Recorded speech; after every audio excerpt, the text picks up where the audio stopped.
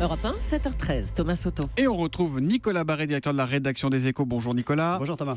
Combien coûterait la sortie de l'euro voulue par Marine Le Pen ? Eh bien, les experts de l'Institut Montaigne ont fait tourner leur calculette. Alors le verdict ? Très cher. Le travail réalisé par l'Institut Montaigne avec une équipe d'experts non partisans, c'est précieux de le dire.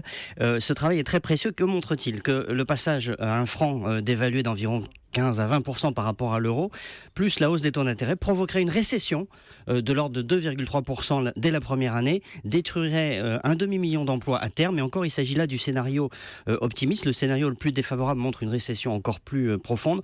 En tout cas, dans tous les cas de figure, ce qu'on retient, c'est que le programme de Marine Le Pen embarquerait la France dans une aventure économique potentiellement catastrophique. Mais concrètement, pour les particuliers, pour monsieur et madame tout le monde, ça changerait quoi de revenir au franc ? Alors, au moins deux conséquences. D'abord, ça augmenterait de 15 ou 20% leur mensualité de crédit. Si vous devez rembourser un prêt en euros, mais que vos revenus sont en francs dévalués, ça coûte plus cher.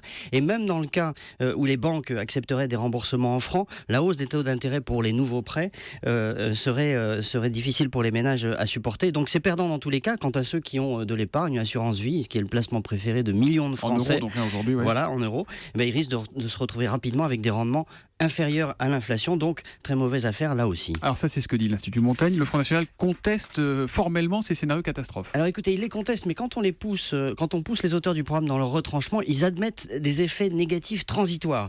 Mais ils disent que la France les surmontera. Ce faisant, ils minimisent considérablement les conséquences de ce programme sur l'économie. Et puis surtout, ils répondent pas à la question pourquoi infliger un tel choc négatif à notre économie. La réponse, à mon avis, est simple, parce qu'ils sont persuadés que sortir de l'euro, c'est un slogan qui fait gagner des voix.